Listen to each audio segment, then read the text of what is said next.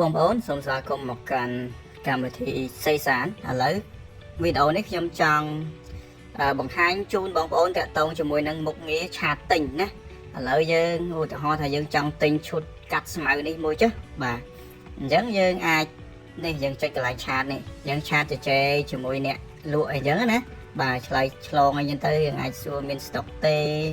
បាទនៅណាប្រហែលអីចឹងណាហើយបន្ទាប់មកទៀតពេលដែលយើងចរចាត្រូវយើងត្រូវតម្លាក់ទីតាំងដើម្បីឲ្យគេផ្ញើឲ្យយើងអញ្ចឹងយើងចុចកន្លែងទីតាំងនេះយើងចុចកន្លែងទីតាំងនេះហើយយើងរើសខេត្តដែលយើងនៅទីណាបាទថាយើងនៅកំពង់ចាមចុះបាទហើយបន្ទាប់មកហើយយើងរើសស្រុកយើងនៅស្រុកណាបាទឬបើយើងសំទោសបើសិនជាយើងចង់ឲ្យគេផ្ញើតាមវរៈបុណ្យធម្មយើងចុចបើកវរៈបុណ្យធម្មមកអញ្ចឹងវាឲ្យជ្រើសរើសសាខាវរៈបុណ្យធម្មអញ្ចឹងនៅកំពង់ចាមសាខាវរៈបុណ្យធម្មមានទាំងប្រមាណគឺវាលោតមកទាំងអស់បាទអញ្ចឹងណាបាទអញ្ចឹងឥឡូវយើងរើសទីតាំងសាខាវរៈបុណ្យធម្មដែលយើងអាចទទួលបានបាទប្រហែលថាយើងនៅស្ទឹងត្រង់ចុះបាទអញ្ចឹងទៅមកទៀតកន្លែងនេះមានលេខទូរស័ព្ទថា0ក្រៅ7បាទអញ្ចឹងណាឬក៏បើសិនជាយើងចង់ឲ្យគេដាក់ដល់ផ្ទះយើងដាក់លេខផ្ទះលេខអីអញ្ចឹងណាលេខផ្ទះអីអញ្ចឹងទៅបាទលេខផ្ទះប្រមាណបាទលេខផ្លូវអីចឹងទៅបើសិនជាក្នុងករណីដែលយើងចង់ឲ្យគេដឹកដល់ផ្ទះបាទបន្ទាប់មកហើយចាយើងចុចផ្ញើទៅឃើញទេពុបនេះឃើញអត់អញ្ចឹងវាបានទីតាំងយ៉ាងស្រស់ស្អាតតែម្ដងបើសិនបើយើងចង់ចំណាំថាយើងទិញអីយើងដាក់លេខទូរស័ព្ទហើយយើងវាឈ្មោះរបស់ដែលយើងទិញហ្នឹងទៅដើម្បីឲ្យយើងចំណាំថាតើទីតាំងមួយហ្នឹងយើងទទួលអីវ៉ាន់មួយណាអញ្ចឹងណាបាទអញ្ចឹងទៅពេលយើងទទួលអាហ្នឹងបាទអាហ្នឹងជាមុខងារឆាតទិញចំពោះមុខងារទិញដោយស្វ័យប្រវត្តិវិញដោយថាយើងជាមនុស្ស introvert យើងត្រូវការធ្វើអ្វីដោយស្ងៀមស្ងាត់ទិញក៏ស្ងៀមស្ងាត់អត់ចង់និយាយជាមួយអ្នកណាទេអញ្ចឹងយើងអាចនេះចុចរូបកន្ត្រកនេះយើងចង់ទិញអានេះមួយយើងទិញអានេះមួយទិញអានេះមួយបាទឬយើងចូលមើល detail សិនចាំយើងដាក់កន្ត្រកក៏បានដែរណាយើងចូល detail អញ្ចឹងទៅយើងចុចដាក់កន្ត្រកឬក៏យើងចុចទិញឥឡូវនេះតែម្ដងក៏បានដែរចុចទិញឥឡូវប៉ុបណែឃើញទេបាទអញ្ចឹងឥឡូវយើងមើលកុំឲ្យតំណែងជាន់គ្នាឥឡូវយើងចុចទៅវាជាន់គ្នាយើងពិនិត្យឲ្យច្បាស់លាស់ថាតំណែងណាដែលយើងចង់ទិញបាទអញ្ចឹងដូចថាយើងទិញប៉ុណ្នេះចុះអញ្ចឹងយើងគ្រាន់តែចុចអញ្ចឹងមក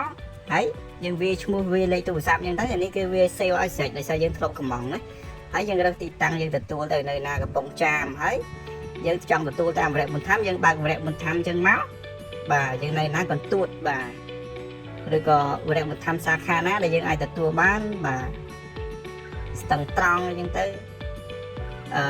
មេសាងសូសែនបាទអញ្ចឹងណាមេម៉ងនេះមានគេកំងច្រើនណាបាទអញ្ចឹងហើយកន្លែងនេះគឺយើងដាក់យើងចុចបង់តាម APA អញ្ចឹងក៏បានយើង scan QR code ក៏បានដែរហើយយើងទៅយកវិក័យប័ត្រដែលយើងបង់លុយណាវិក័យប័ត្រដែលយើងបង់លុយខ្ញុំឧទាហរណ៍ថាអានេះជាវិក័យប័ត្របង់លុយចុះបាទនេះជាវិក័យប័ត្របង់លុយចុះយើងដាក់អញ្ចឹងមកហើយយើងចុចបង់ទៅបាទចុចទូទាត់ទៅអញ្ចឹងបងប្អូនចាំមើលថាបន្ទាប់ពីយើងចុចបង់យើងត្រូវធ្វើអីទៀតបាទឥឡូវវាកំពុងវល់ហើយដែលថាវាបញ្ជូនតន័យទៅខាងអ្នកលក់ណាបាទអញ្ចឹងអ្នកលក់ទទួលការកម្មង់របស់យើងគេនឹងឃើញការកម្មង់របស់យើងតោះមកហើយយើងចូលទៅមើលប្រវត្តិការកម្មង់នេះបងដែលយើងកម្មង់មិញនេះអូយវ៉ាន់យើងកម្មង់មិញច្រើនណាបាទនេះហើយវាមានឈ្មោះអ្នកលក់នៅទីហ្នឹងស្រាប់អញ្ចឹងអានេះជាប្រវត្តិការកម្មង់របស់យើងហើយចុះរូបឡានអីគេរូបឡានគឺយើងតាមដានកញ្ចប់កម្មង់របស់យើងតើអីវ៉ាន់របស់យើងដល់ណាហើយអញ្ចឹងអានេះគឺជាទូនាទីរបស់អ្នកលក់ខាងអ្នកលក់គេ update status ឲ្យយើងទៅយើងចាំតាមដានថាអូអីវ៉ាន់របស់យើងឥឡូវគេរងចាំការបញ្ជាក់កំងនឹងអូគេកំពុងខ្ចប់អូគេបានដាក់ផ្ញើអូអីវ៉ាន់ដល់ទីតាំងបាទអញ្ចឹងគឺយើងអាចតាមដានកញ្ចប់អីវ៉ាន់របស់យើងនៅទីនេះបានអញ្ចឹងណាយើងអត់ពិបាកឆាតសួរអ្នកលក់ថាអូបងអីវ៉ាន់ខ្ញុំដល់ណាហើយអីវ៉ាន់ខ្ញុំដល់នៅអីបាទឥឡូវយើងមនុស្សអត់ចង់និយាយច្រើនយើងគ្រាន់តែចង់តែមើលចង់តែចុចយើងអត់ចង់និយាយស្ដីមួយអ្នកណាទេយើងអាចធ្វើមុខងារនេះបានណាបើយើងចូលទៅគឺយើងតាមដានកញ្ចប់របស់យើងបានហើយបាទហើយចុះ scan នេះអីគេ scan នេះគឺបានន័យថាក្នុងករណីដែលភ្នាក់ងាររបស់សេសានណាគេដឹកតំណែងមកឲ្យយើងផ្ទាល់ដៃតែម្ដងដល់ដៃយើងគឺយើងប្រើមុខងារ scan នេះបាទដើម្បីឲ្យខាង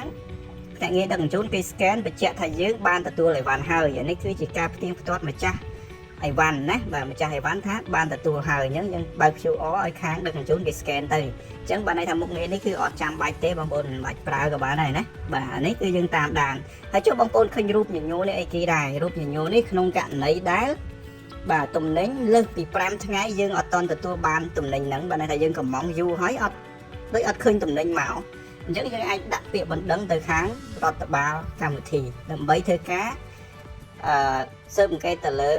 ករណីហ្នឹងថាតើវាយ៉ាងម៉េចបាទខាងភាគីណាឬក៏ខាងអ្នកលក់អ្នកដឹកជញ្ជូនឬក៏ខាងណាដែលធ្វើឲ្យបាត់អីវ៉ាន់យើងឬក៏មិនផ្ញើអីវ៉ាន់ឲ្យយើងអាចដាក់ពាក្យបណ្ដឹងដើម្បីខាងអាប់គេដោះស្រាយជូនយើងណាបាទឬក៏ទំនិញមកដល់មិនដូចរូបបាទរូបផ្សេងទំនិញផ្សេងបាទអីវ៉ាន់គេផ្ញើខុសយើងតំងនេះគេផ្ញើអានោះបាទឬក៏តំណែងខូចបែកបាក់បាទឬក៏មិនទៅយើងដាក់ពាក្យបណ្ដឹងទៅខាង app អញ្ចឹង app គេមាននីតិវិធីក្នុងការដោះស្រាយជូនយើងណាបាទដោយយុត្តិធម៌ស្មើភាពមិនលំអៀងអញ្ចឹងយើងអាចដាក់ពាក្យបណ្ដឹងទៅលើតំណែងមួយដែលយើងកំងហ្នឹងតទៅទៀតអញ្ចឹងការងារដូចជាអស់ហើយតាក់ទងជាមួយមុខងារបងប្អូនទិញណាបាទហើយបើសិនជាយើងចង់ទិញអីវ៉ាន់តែមួយឥឡូវខ្ញុំថាខ្ញុំ clear ទាំងអស់ពីសំទោសនេះខ្ញុំភ្លេចប្រាប់បងប្អូនរឿងមួយនេះឧទាហរណ៍ថាយើងកំងអានេះខ្ញុំដាក់ឧទាហរណ៍ជាក់ស្ដែងតែម្ដងបាទឧទាហរណ៍ជាក់ស្ដែងតែម្ដងទៅដើម្បីវាច្បាស់លាស់ឥឡូវកូនឈើខ្ញុំកំងកូនឈើណាឥឡូវខ្ញុំកំងដូងចុះណាខ្ញុំកំងដូងអញ្ចឹងខ្ញុំមើល detail ហើយខ្ញុំចុចទិញឥឡូវតែម្ដងណាបាទខ្ញុំចុចទិញឥឡូវអញ្ចឹងឥឡូវយើងចុចមកយើងឃើញតែមួយដើមហ្នឹងមែនទេមួយដើម 12000 ប៉ុន្តែយើងដូរចិត្តយើងចង់កំង100ដើមណាយើងវាតែ100អញ្ចឹងមកបាទឬអានេះបាទ2 3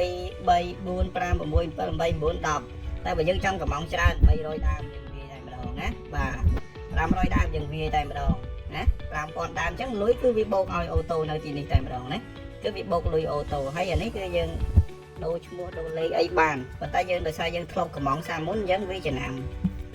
លេខនិងឈ្មោះរបស់យើងរបស់យើងហត់ໄວច្រើនដងអញ្ចឹងណាអញ្ចឹងមុខងារតាក់ទងvớiការទិញគឺមានតែប៉ុណ្្នឹងទេបាទអញ្ចឹងអរគុណច្រើនបងប្អូនចង់តាមដានអ្វីទៀតបងប្អូនអាចចូលមកបាទ